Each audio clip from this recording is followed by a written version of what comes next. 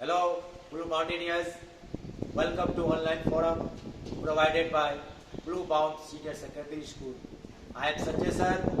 Here I am going to teach you new SST book for class 8 and lesson number 1 from page number 1. When, where and how. कब, कहाँ और कैसे.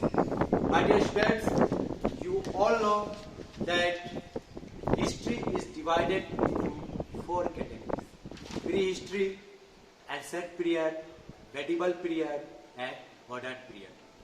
बच्चों, इतिहास को 4 वर्गों में बांटा गया है. प्री हिस्ट्री आपके पुस्तक में नहीं दिया हुआ है, लेकिन बच्चों जानना है. प्री हिस्ट्री वो युग है जिसके बारे में हमारे पास कोई लिखित विवरण उपलब्ध नहीं है. अब आइए बच्चों जानते हैं कि एंशिएंट पीरियड का टाइमलाइन क्या है. तो अप टू 880 मतलब जब से ईस्वी की शुरुआत हुई बीसी से लेकर 8वीं शताब्दी तक का पीरियड एंशिएंट पीरियड का टाइमलाइन है. मेडिवल पीरियड फ्रॉम 800 टू 1880 मतलब 8वीं शताब्दी से 18वीं शताब्दी का समय मेडिवल पीरियड का है. और मॉडर्न पीरियड का फ्रॉम 1980 टू रिसेंट टाइम 19वीं शताब्दी से जो वर्तमान समय है वह आधुनिक इतिहास का समय है. बच्चों, तो क्लास 8 में हम लोग भारत के आधुनिक इतिहास का अध्ययन करेंगे. विश्व के इतिहास के परिप्रेक्ष्य में उसको भी, विश्व के इतिहास को भी ध्यान रखेंगे. The modern period is said to have started the 18th century मतलब कह रहा है कि भारत में जो आधुनिक युग की शुरुआत हुई वह 18वीं शताब्दी में शुरुआत हुई. बच्चों, some of the defining features of the modern era are industrialization मतलब कुछ जो आधुनिक युग की विशेषताएं हैं बच्चों, उसमें इंडस्ट्रियलाइजेशन औद्योगिकरण. बच्चों, आधुनिक युग में तरह तरह के उद्योग धंधे, तरह तरह के कल कारखानों की स्थापना हुई. अर्बनाइजेशन शहरीकरण, लोग गांव से शहर की ओर गए मतलब नए नए शहरों का भी उदय हुआ आधुनिक युग में. साइंटिफिक प्रोग्रेस मतलब वैज्ञानिक प्रगति. बच्चों, हमारी वैज्ञानिक प्रगति भी हुई. हम लोग सुपरस्टिशन जो प्राचीन काल में चलते थे, अंधविश्वास जैसे सांप काट लिया कुछ ऐसा झाड़ को, वो हम लोग नहीं करते. हम लोग अब मेडिकल नॉलेज पर विश्वास करते हैं. और बच्चों, हमारे संविधान के आर्टिकल 51A में भी लिखा हुआ है कि हमें वैज्ञानिक नॉलेज पर विश्वास करना चाहिए. कोलोनाइजेशन बच्चों, औपनिवेशीकरण. बच्चों, कोलोनाइजेशन को डिफाइन कर सकते हैं कि when the subjugation of the country of another leads to political, economic, social and cultural changes, it is called colonization. मतलब बच्चों, जब एक देश को दूसरे देश द्वारा अधीन कर लिया जाता है और वहां के राजनीतिक, आर्थिक और सामाजिक सांस्कृतिक परिवर्तनों का नेतृत्व किया जाता है, तो इसे ही कोलोनाइजेशन कहते हैं और उस क्षेत्र को कॉलोनी कहते हैं. तो बच्चों, ब्रिटेन ने, पुर्तगाल ने, स्पेन ने, फ्रांस ने, इटली ने अपना कॉलोनी स्थापित किया एशिया में, अफ्रीका में, लैटिन अमेरिका. उसके बाद बच्चों, शिप ट्रांसपोर्ट मतलब आधुनिक युग में तेज यातायात के साधनों का भी विकास हुआ. रेलगाड़ी और भी तेज चलने वाली गाड़ियों का विकास हुआ. बच्चों, आधुनिक युग में आज हम तरह तरह के यातायात के साधनों को देखते हैं.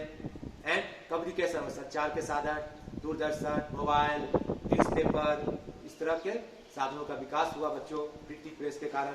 डेमोक्रेटिक पॉलिटिकल सिस्टम, पहले बच्चों जो मोनार्की होते थे जिसके शासक एरिस्टोक्रेट होते थे, निरंकुश होते थे, तानाशाह होते थे, वह आधुनिक युग में समाप्त होने लगे और सब जगह डेमोक्रेसी पनपने लगी. बच्चों, वाइड स्प्रेड लिटरेसी मतलब व्यापक रूप से लोग शिक्षित भी होने लगे.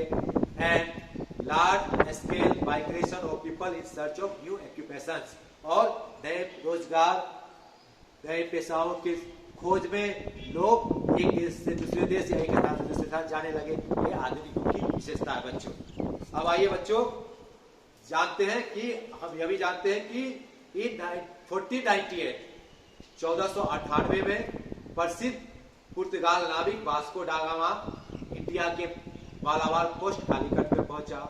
शीघ्र ही उन्होंने मतलब गोवा, दमन और दीव में अपना व्यापारिक केंद्र भी स्थापित किया. अब बच्चों जानते हैं द रिनेसांस पुनर्जागरण काल. बच्चों, Renaissance means the revival of learning and culture. पुनर्जागरण का मतलब होता है शिक्षा और संस्कृति का पुनर्जन्म।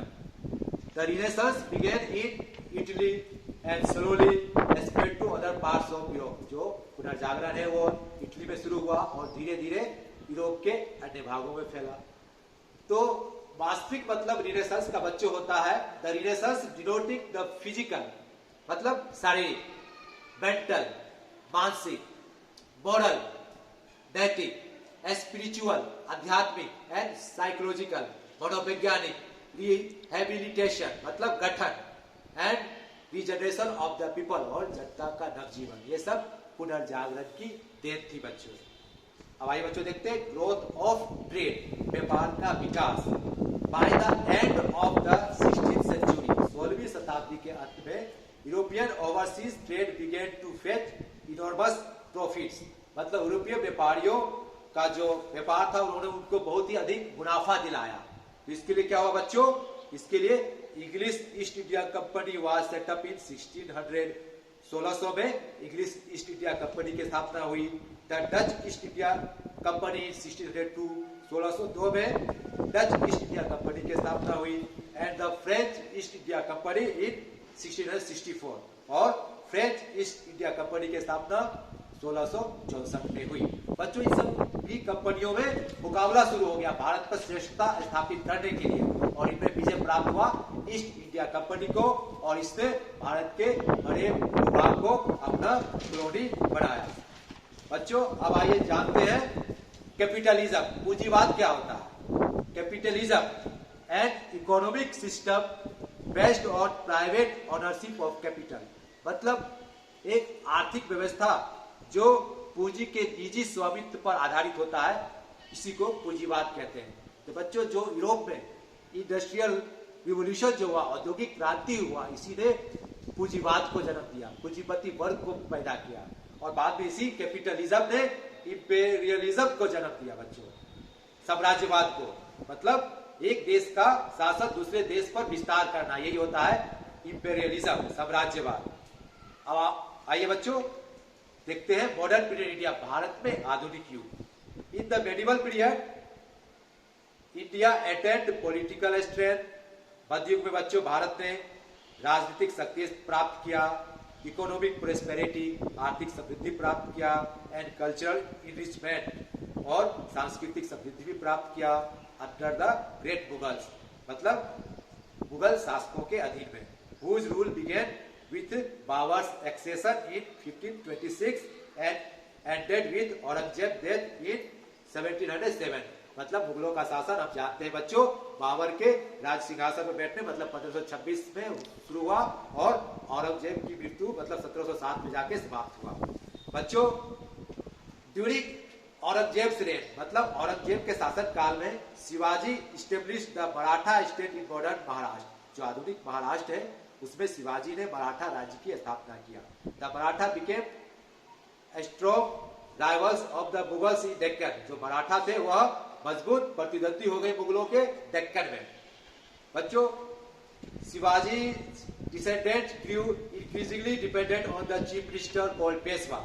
शिवाजी के जो अनुयायी थे वह धीरे धीरे बढ़ने लगे और अपने मुख्यमंत्री पर निर्भर रहने लगे, तो उनके मुख्यमंत्री को पेशवा कहा जाता था। बच्चों These chiefs became powerful in particular regions। ये जो चीफ थे वह कुछ खास क्षेत्रों में प्रसिद्ध होने लगे। उदाहरण के लिए the Gujarat region was dominated by the family of Gaikwad. जो गुजरात का क्षेत्र था वह गायकवाड़ के द्वारा शासित किया जाता था। The region north of the Narmada by the Holkars. जो क्षेत्र नर्मदा के उत्तर में था वह होलकर के द्वारा शासित किया जाता था। बच्चों south of the Yamuna and Punjab by the Scindias of Gwalior. और जो पंजाब के दक्षिण और यमुना का जो दक्षिण क्षेत्र था वह ग्वालियर के सिंधिया द्वारा शासित किया जाता था। बच्चों और northern Deccan by the Bhonsle of Nagpur. और जो दक्षिणी डेक्कन है वह नागपुर के भोसले द्वारा शासित किया जाता था। बच्चों अब आइए देखते हैं by the end of the 18th century 18वीं शताब्दी के अंत में the Sikhs establish the independent state of Punjab under the leadership of Ranjit Singh. मतलब सिखों ने भी पंजाब में रंजीत सिंह के नेतृत्व में मतलब एक स्वतंत्र राज्य की स्थापना किया। The Mughal empire finally collapsed after a great revolt against the company in 1857. बच्चों, मुगल साम्राज्य का अंतिम रूप से जो पतन हुआ वह कब हुआ? जब ईस्ट इंडिया कंपनी के विरुद्ध 1857 में विद्रोह हुआ। और बाद में क्या हुआ? ईस्ट इंडिया कंपनी को 1858 में भंग कर दिया गया और ब्रिटिश सरकार ने डायरेक्ट भारत पर अपना प्रत्यक्ष शासन स्थापित कर दिया। फिर अब जानते हैं बच्चों कि ब्रिटिश शासन के विरुद्ध संग्राम शुरू हुआ और 1947 में आजादी प्राप्त हुई और भारत एक प्रजातांत्रिक गणराज्य बना। और बच्चों फिर आइए देखिए सोर्स मटेरियल ऑफ हिस्ट्री, इतिहास के स्रोत के बारे में। तो बच्चों इतिहास के दो स्रोत होते हैं, आर्कियोलॉजिकल सोर्स और लिटरेरी सोर्स, पुरातत्व संबंधी स्रोत और साहित्य संबंधी स्रोत। तो आधुनिक युग के जो आर्कियोलॉजिकल सोर्स है उसमें राष्ट्रपति Bhavan, Sansad Bhavan, India Gate, Gateway of India, Victoria Memorial, Fort William, ये सब प्रमुख है। और लिटरेरी सोर्स में बच्चों ऑफिशियल रिकॉर्ड्स, सर्वे रिपोर्ट्स और भी मैगजीन, पम्पलेट्स, ये सब प्रमुख आधुनिक युग के लिटरेरी सोर्स है। इस तरह से बच्चों आपके इस लेसन के मेन पॉइंट्स समाप्त हुए। यहाँ देखिए ग्लोसरी दिया हुआ है बच्चों, शब्दार्थ सूची, ये आपको जानना है और याद करना। कोलोनाइजेशन ऑफ निवेशीकरण, एडवेंट आगमन यहाँ भी कर लीजिएगा, मोटिव प्रेरणा, कारण, बिगर बहुत कम। इस तरह से बच्चों आपको मैं कुछ होमवर्क देना चाहता हूँ, ये रहा आपका होमवर्क। बच्चों बनाइएगा ए बी और इससे मिलान कीजिएगा अपने आंसर से ए, और बच्चों objective fill in the blanks अपने आंसर से मिलाइएगा C D E, long answer short answer. Thank you very much, we'll meet soon in next video.